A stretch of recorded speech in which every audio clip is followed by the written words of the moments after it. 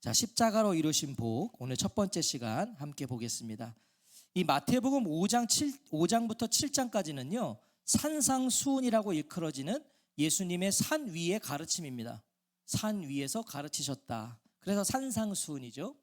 많은 이들은요, 산상수훈을 이렇게 표현합니다. 예수님의 가르침이라는 왕관에 박힌 최상의 보석이다. 이게 산상수훈이라는 거예요. 예수님의 가르침이라는 왕관에 박힌 최상의 보석, 이게 산상수훈이다. 말 그대로 산상수훈 안에 보석 같은 말씀들이 가득 차 있다는 거예요. 우리가 고난주간을 앞두고 오늘부터 8번 나누어서 보게 될 이 예수님이 말씀하신 8가지의 복은요, 보석 같은 산상수훈의 시작입니다. 산상수훈의 시작이 이제 오늘부터 보는 8가지 복이에요. 8가지 복. 자, 첫 번째 보석이라고 말할 수 있는 거죠.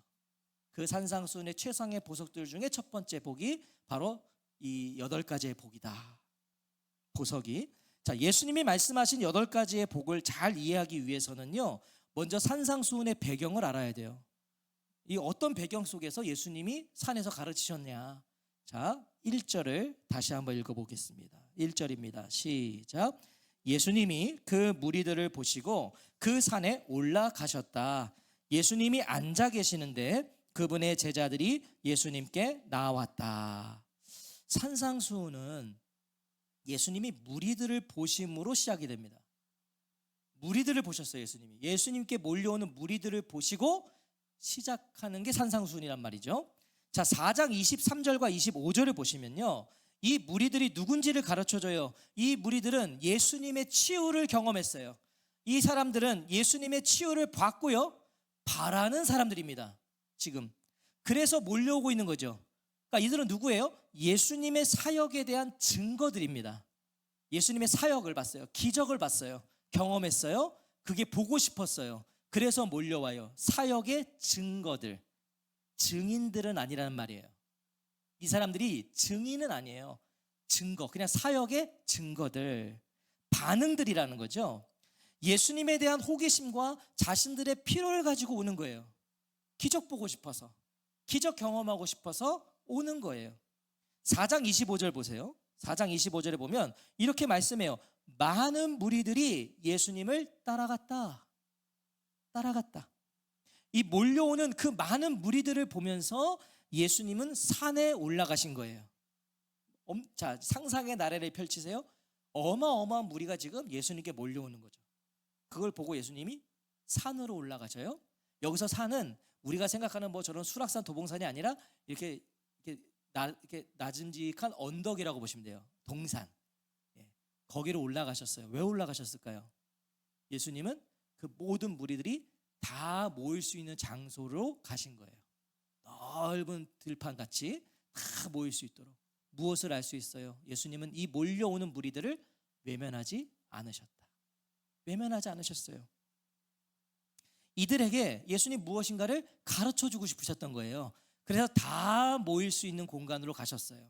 이 예수님, 이렇게 보면 산상수훈이 이 무리들을 위한 것 같죠? 이렇게 보면, 그렇죠? 무리들이 몰려오는 걸 보시고 그들이 다 모일 수 있는 공간으로 가셨으니, 아, 산상수훈은 예수님 이 무리들을 위하신 것이구나 라고 생각할 수 있지만, 1절을 보시면 무리들에 이어서 제자들이 등장을 합니다. 자, 1절 다시 한번 읽어볼까요? 시작. 예수님이 그 무리들을 보시고 그 산에 올라가셨다. 예수님이 앉아 계시는데 그분의 제자들이 예수님께 나왔다. 1절은 무리들과 제자들을 분명하게 구분시킵니다. 무리들의 제자들을 포함시키지 않으세요. 구분을 시키세요. 무리와 제자는 분명히 다르거든요. 자, 무리는 제가 서두에 언급되는 대로 예수님의 기적을 보고, 기적을 보기 위해서, 기적의 수혜자가 되기 위해서 온 사람들이에요. 거의 주로 호기심으로 온 사람들이죠. 그런데 제자는 뭘까요? 제자라는 그 단어에 담긴 명확한 본래 의미는 배우는 사람들이에요. 그게 제자죠. 배우는 사람들, 곧 예수님께 배우는 사람, 더 본질적으로 말하면 예수님을 배우는 사람들, 이게 제자들입니다. 예수님을 배우는 거예요. 제자가 어떤 존재인지를 가르쳐 주는 게 1절에 나왔다입니다. 나왔다. 자, 이것은 단순히 몸과 몸의 거리를 의미하는 게 아닐 거예요. 제자들이 나왔다. 예수님과 몸과 몸이 가까워졌다. 이 거리를 의미하는 게 아니라 여기서 이 나왔다라는 의미는요, 신체적뿐만 아니라 심리적으로도 가까워졌다. 가까이 나아갔다. 다시 말하면 몸과 마음이 가까이 있다. 이런 의미예요. 그래서 유진 피터슨 목사님의 메시지 성경은 이 부분을 이렇게 번역을 합니다. 들어보세요. 예수께 배우고 그분께 인생을 건 사람들도 함께 올라갔다. 예수님께 배우고 그분께 인생을 건 사람들도 함께 올라갔다. 자, 몸과 몸이 가까이 있다고 인생을 걸진 않습니다. 그들은 마음을 그분께로 드린 거예요. 그래서 인생을 건 것이죠. 그게 제자라는 거예요. 무리는 호기심으로 나온 사람들이고요, 제자는 삶의 방향이 달라진 사람들이에요. 인생을 건 거예요. 인생을. 정리해보면 제자는 예수님에게서 삶의 이유와 근거를 발견한 거예요. 그래서 예수님이 자신들의 삶의 이유와 근거가 된 사람들인 거예요. 다시요.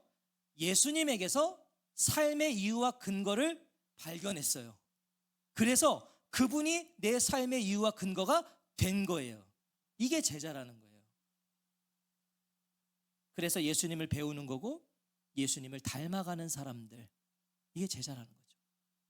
자, 이렇게 산상수훈은요, 무리와 제자들을 구분하면서 시작을 하고 있다는 걸 우리가 유념해야 됩니다. 아, 산상수훈은 제자와 무리를 구분하고 계시구나. 자, 산에 오르신 예수님이요, 자리를 잡고 앉으셨어요. 그랬더니 무리들도 다 그 아래 모여 앉습니다. 자, 지금 다 앉은 거예요. 넓은 들판에 딱 앉았어요. 자, 그리고서 제자들이 예수님께 나왔다라고 그래요, 성경이. 자, 이거 이제 우리가 잘 읽어야죠. 제자들은 지금 어디에 앉았어요? 예수님의 발치에 앉은 거예요. 가장 가까이 예수님 발 아래에 제자들도 다 앉은 겁니다. 그리고 그때 제자들이 다 앉았을 때 2절에 보시면 그러자 예수님이 입을 열어 그들을 가르치셨다. 자, 그러면 지금 이 말씀은 산상수훈의 1차적 대상이 누군지를 가르쳐 주는 거예요. 이 산상수훈의 1차적 대상은 몰려든 무리가 아니었어요. 무리들이 대상이었다면 무리들이 앉았을 때 예수님이 가르치셨다 해야 돼요. 아니요, 무리가 앉고 제자들이 나왔어요. 그리고 가르쳐 주셨어요. 자, 그러면 예수님의 1차적 대상은 제자들이었다는 거예요. 이건 몰려든 무리들이 배제되었다는 뜻이 아니라요, 우선순위를 말하고 있는 거예요. 산상수훈의 우선순위는 제자들이었어요. 제자들. 이 말은 산상수훈은, 잘 들으세요, 제자가 되는 길이 아니에요. 산상수훈은 제자가 되는 길을 가르쳐 주시는 말씀이 아니라 제자의 길, 제자들이 걸어야 할 삶을 가르쳐 주시는 거예요. 너희들 제자가 되려면 이렇게 해라가 아니라 너희는 제자지, 제자는 이렇게 하는 거야. 가르쳐 주시는 거예요. 예수님은 몸과 마음으로 나온 제자들에게 너무도 유명한 8가지의 복을 말씀해 주십니다.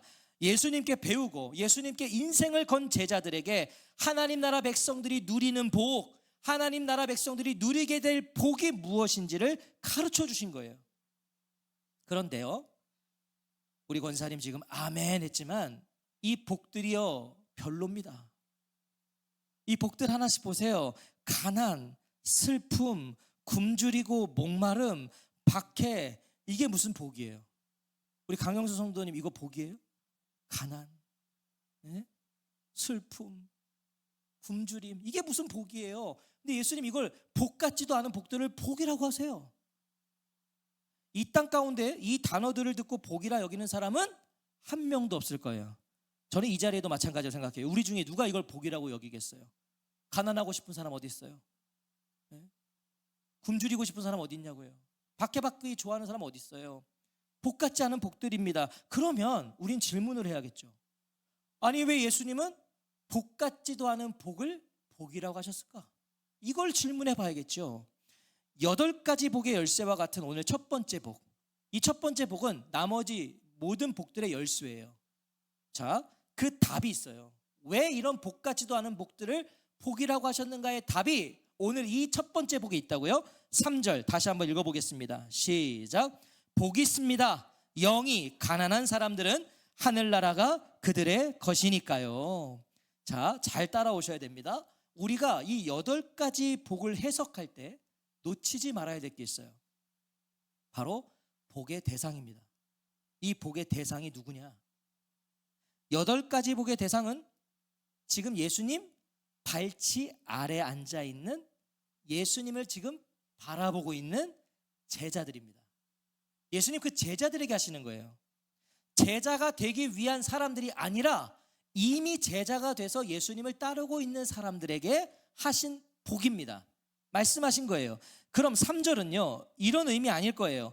하늘나라는 영이 가난한 사람들의 것이니까 나도 영이 가난해져야겠다로 해석하면 안 된다는 거예요. 아, 하나님 나라는 영이 가난한 사람들 것이야? 그럼 나도 영이 가난해져야지? 이게 아니라고요. 그런 어떤 조건적인 복이 아니라는 거예요. 이렇게 하면 복이야, 이게 아니라는 거죠. 자, 생각해 보세요. 실제로 우리가 우리 영을 가난하게 할 수 있나요? 영을 가난하게 하실 수 있으세요? 어떻게 하면 내 영이 가난해지죠? 우리가 할 수 없어요. 우리가 할 수 있는 건 그냥 계속해서 갖고, 계속해서 채우고, 계속해서 모으는 거죠. 그거 우리가 할 수 있는 거죠. 근데 우리가 영을 가난하게 할 수 없어요. 그런 방법이 있을까요? 우리 스스로 우리 영을 가난하게 할 수 없습니다. 만약 이 첫 번째 복이 그런 것이라면 산상수훈은 제자가 되는 길이겠죠. 너희들 영이 가난해져야 돼. 그래야 하나님 나라가 너희 것이야. 이건 제자가 되는 길인 거잖아요. 이건 그런 의미가 아니라는 거예요.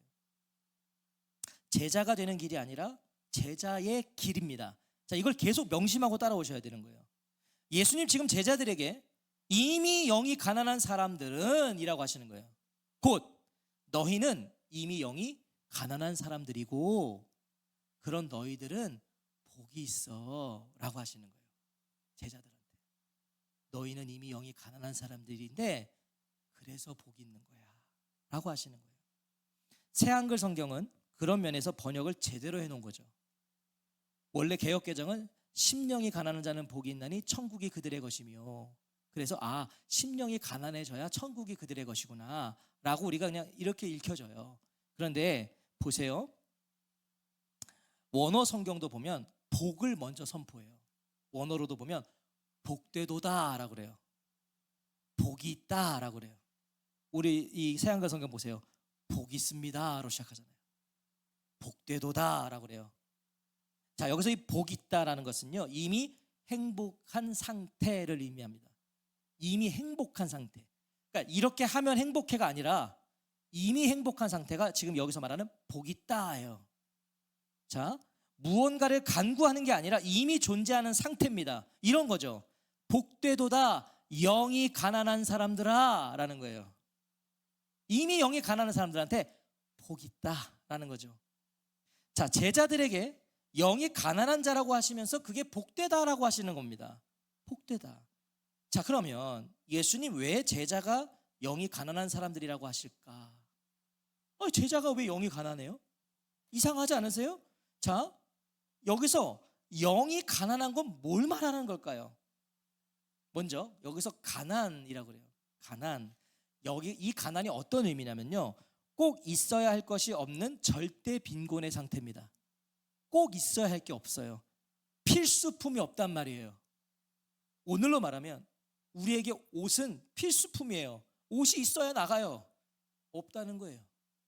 여기서 말하는 가난은 그게 없대요. 오늘 먹을 한 끼가 없는 상태. 의지할 곳도 정말 아무것도 없어서 파산에 이른 상태.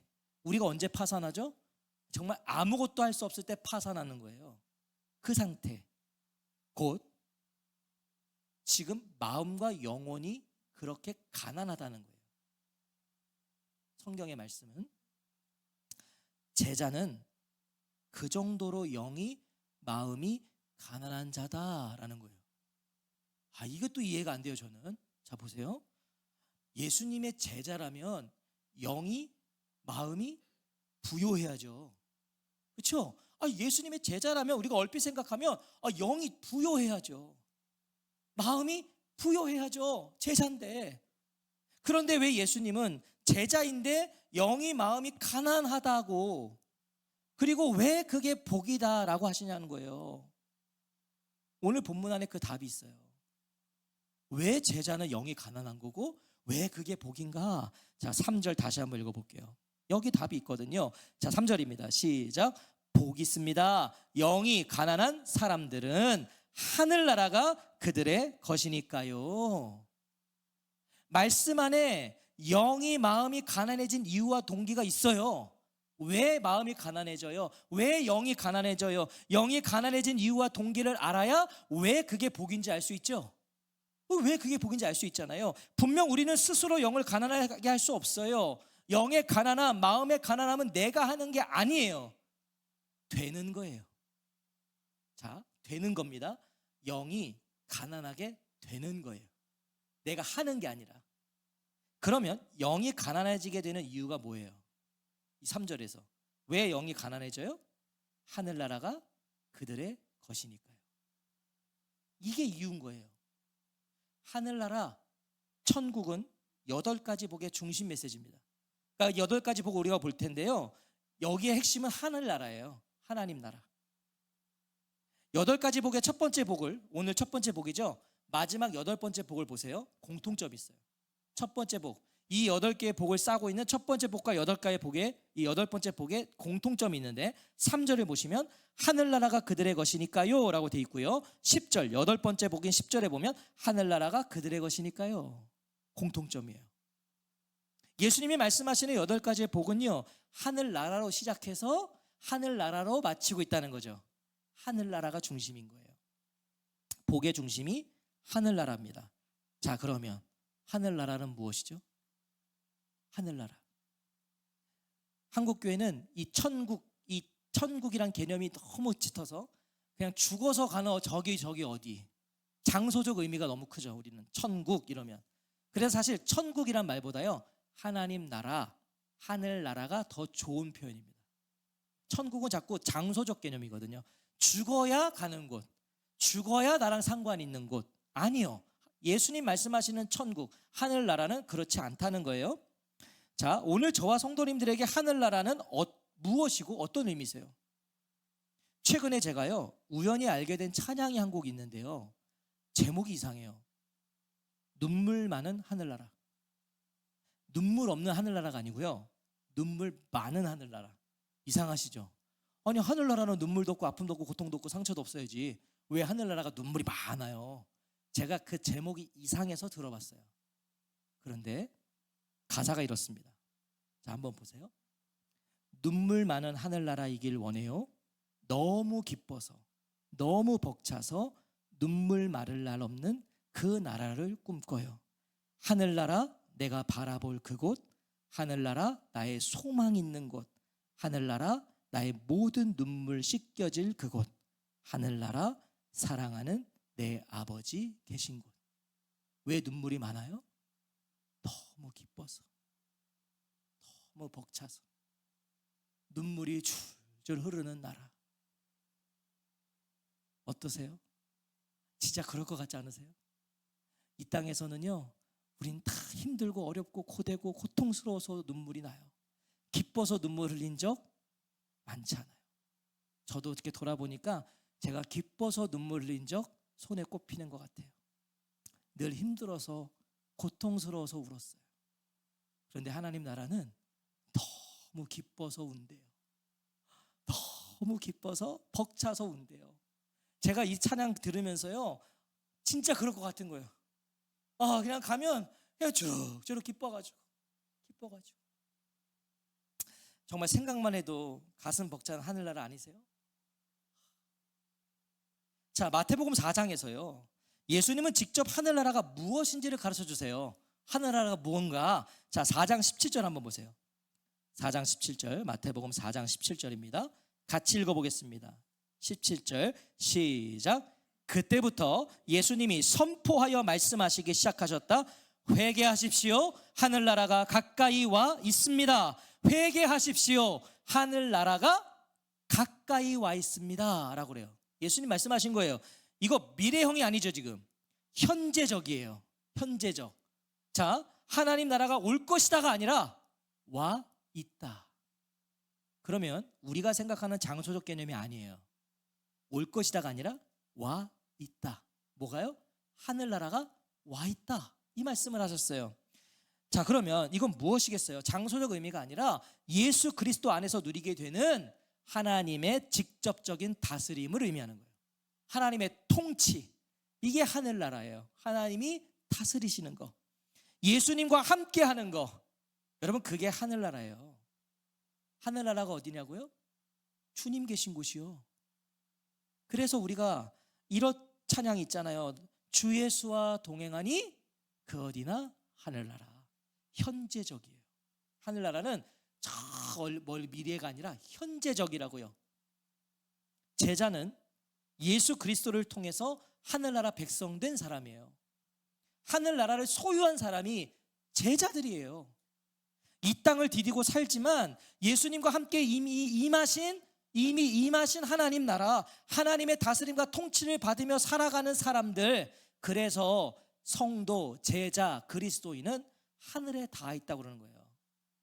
그 나라를, 하나님의 다스림을 받고 사니까. 잘 들으세요. 그래서 이 땅에서는 영이 가난한 사람들이에요. 하늘에 닿아 있어서 하늘의 다스림을 받아서 이 땅에서는 그 영이 가난한 사람들인 거예요. 그러면 3절을 이렇게 읽어야죠. 복 있습니다. 하늘나라를 소유함으로 영이 가난한 사람들은. 이렇게 읽어야 되는 거예요. 복 있습니다. 하늘나라를 소유함으로 영이 가난한 사람들은. 자, 예수님 발치에 앉아서 예수님만 뚫어져라 바라보고 있는 그 제자들에게 그렇게 말씀하신 거예요. 그 제자들에게. 생각해 보세요. 우리가 예수님을 통해 하늘나라 안으로 하나님의 다스림과 통치 속으로 들어올 때 제일 먼저 고백하게 되는 건 다른 게 아니에요. 쉽게 말하면 예수님을 만났을 때, 그래서 내가 하늘나라 백성이 되었을 때 제일 먼저 드러나는 고백은 딱 하나예요. 나의 죄인됨이에요. 나의 죄인됨을 고백하게 돼요. 예수님 만났냐 안 만났냐를 판가름할 수 있는 것 중에 중요한 하나는 나의 죄인됨을 정말 진실하게 고백하는 거예요. 나에게는 하나님을 기쁘시게 할 수 있는 제목도 없고 재료도 없고 능력도 없고 실력도 없다는 게 깨달아지는 거잖아요. 아, 나는 하나님을 기쁘시게 할 재료가 하나도 없구나. 나는 그런 제목과 실력이 없구나. 그걸 깨닫게 되는 거죠. 그래서 더 이상 나 자신을 의지하는 자가 아니라 하나님을 의지하는 자가 되는 게 그리스도인이에요. 그게 제자입니다. 땅에 소망이 있는 게 아니라 그래서 하나님께 소망이 있구나. 이걸 고백하는 거죠. 그래서 그 무엇보다 하나님의 은혜를 사모하는 거예요. 갈망하는 상태. 그래서 그 길로 부르시고 인도하시는 주님을 따르는 것이 그리스도인입니다. 죄송합니다. 그리스도인은 교회 다니는 사람이 아닙니다. 그리스도인은 아니에요. 솔직히 말하면. 와서 앉아있다고 그 사람이 성도는 아닙니다. 그리스도인은, 제가 너무 좋아하는 표현이에요. 그리스도를 빼면 아무것도 아닌 사람. 그게 그리스도인이에요. 그리스도를 빼면 아무것도 아닌 사람. 하나님 외에 다른 그 어떤 소유가 없는 사람. 그게 그리스도인이에요. 이 말은요, 모든 걸 잃어도, 잘 들으세요. 모든 걸 잃어도, 모든 것이 사라져도 마지막에 하나님이 남는 사람. 모든 게 사라져도, 모든 게 다 나에게서 잃어버려도 그리스도가 남는 사람. 자, 이게 언제 이루어지냐면 우리 주님 다시 오신 그날 그 심판대 앞에서 우린 이걸 확인하는 거예요. 이 땅의 모든 건 그땐 다 잃어버려요. 아무 의미가 없어요. 근데 그리스도만 남아있으면 그 사람이 하나님 나라 천국 백성 되는 거예요. 바로 그것이죠. 그래서 하나님 없이는 완전 파산이라는 걸 깨닫는 거죠. 아, 내가 이 땅에서 많은 거 갖고 있는 것 같은데 하나님 안 계시면 난 파산이구나. 이게 예수님이 말씀하시는 복이라는 거예요. 이게 복이라는 거예요. 유진 피터슨 목사님은요, 메시지 성경에서 이걸 너무 잘 해석해 놓으셨어요. 이런 분들 진짜 훌륭한 거죠. 들어보세요. 어떻게 이 부분을 해석해 놨는가? 벼랑 끝에 서 있는 너희는 복이 있다. 너희가 작아질수록 하나님과 그분의 다스림은 커진다. 벼랑 끝에 서 있는 너희가 복이 있대요. 너희가 작아질수록 하나님과 그분의 다스림은 커진다. 여러분, 그리스도인은 벼랑 끝에 서 있는 사람들이에요.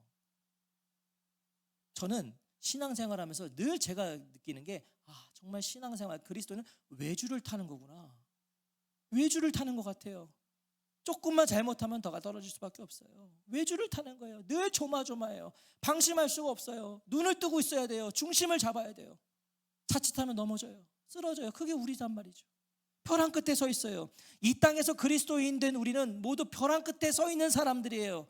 많은 걸 소유하고 누리고 살아가고 있어도 하나님 없으면 끝나버리는 인생들이기 때문이에요. 그래서 벼랑 끝에 있는 거예요. 하나님 없으면 끝이에요. 그래서 한없이 작아지는 거예요. 그래서 겸손해지는 거예요. 고개 쳐들 수가 없는 거예요. 난 벼랑 끝에 있는 사람이니까. 하나님 없으면 난 아무것도 아니니까. 그러니까 겸손해지는 거죠. 너희가 작아질수록 하나님과 그분의 다스림은 커진다. 그래서 유진 피터슨 목사님이 그렇게 번역을 한 거예요. 너희가 작아질수록 하나님은 커지셔. 사랑하는 성도 여러분, 우리는 영이 가난한 사람들이에요. 영이 가난한 사람들, 마음이 가난한 사람들이요, 벼랑 끝에 서 있는 사람들이요, 영적 파산에 이른 사람들이에요. 그게 우리예요. 하나님 없이는 아무 이유도 아무 의미도 없는 자들이 되었기 때문이에요. 하나님 없으면 의미가 없어요. 오늘 우리의 만족은 오직 하나님 한 분이세요. 진짜 우리가 정말 냉정하게 생각해 보시자고요. 그래서 오직 우리 주님의 사랑과 은혜만이 우리를 부요하게 하시는 거예요. 땅의 것으로 부요가 안 되잖아요. 만족이 있으시냐고요. 이 땅 거에서 만족이 있으세요? 아니요, 우리는 만족이 없어요. 더.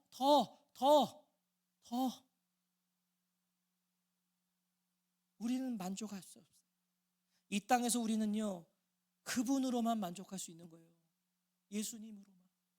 착각하지 마세요. 다른 그 무엇이 나를 만족시킬 수 없어요. 그래서 우리 영은, 우리 마음은 오늘도 이 땅에서는 가난한 거예요. 여기서 만족을 나를 시킬 수가 없으니까 가난한 거예요. 세상 그 뭐 좋은 걸 줘도 그땐 좋은데 그게 나를 만족은 안 되더라고요. 더 좋은 게 보이니까. 그래서 우리는 이 땅의 것으로는 만족이 안 돼서 가난해요. 하나님의 은혜로만 나는 부요해져요. 땅의 그 무엇이 나의 만족이 되지 않아요. 하늘나라, 하나님의 다스림과 통치, 하나님의 은혜, 그 은혜만이 나를, 내 영을, 내 마음을 부요하게 하시기에 오늘도 우리는 가난한 마음으로 하나님을 바라보는 거예요. 하나님, 저는 하나님으로만 만족해요. 하나님으로만 저는 여기가 부요해져요. 복이 있습니다. 하늘나라를 소유함으로 영이 가난한 사람들은. 이 놀라운 복을 이루신 분이 우리 예수님이시죠. 예수님 십자가로 이 복을 이루셨어요. 십자가로. 그 십자가가 없다면 우린 누구도 영이 가난해질 수 없었을 거예요. 그저 세상의 것을 퍼마시다가 세상 것에 그냥 눌려 살다 영원한 멸망에 이르렀을 거예요. 그러나 주님이 십자가로 우리의 영을 가난하게 하셨어요. 그래서 땅이 너무 좋아도 그게 전부가 아님을 알게 하셨고, 그것으로는 만족할 수 없는 인생이 되게 하신 거예요. 세상은 만족이 안 되는데 이 이유를 몰라서 스스로 목숨을 끊기도 하는 거예요. 왜 이게 만족이 안 되는지를 모르니까. 그런데 우리는 알잖아요. 나를 진정 만족시킬 수 있는 분은 우리 주님이시다. 우리 주님 십자가에서 다 이루었다 하셨어요. 이 다 이루었다는 말씀의 의미를 아는 사람은요, 거기에서만 만족할 수 있어요. 거기에서. 주님은 십자가로 우리를 하늘나라와 연결하셨고요, 하늘나라를 소유케 하셨고요, 십자가로 하늘나라를 품게 하셨고요, 하늘나라를 향하게 하셨어요. 자, 미천한, 하나님 앞에서 정말 미천하고 보잘것없는 수준인 우리에게 이해가 잘 되기 위해서, 자, 5성급 호텔이 예약된 자가 모텔의 시선이 빼앗기겠습니까? 여러분, 5성급 호텔이 예약된 우리가 모텔의 시선이 빼앗기면 되겠냐고요. 그거 기웃거리다가 걸음이 늦어지면 되겠냐고요. 하늘나라 소유한 자답게, 하늘에 닿아 있는 자답게 땅에서 더욱 영이, 마음이 가난해져만 가는 저와 성도님들이 되시기를 주의 이름으로 축원합니다. 복 있습니다. 하늘나라를 소유함으로 영이 가난한 사람들은. 기도하겠습니다.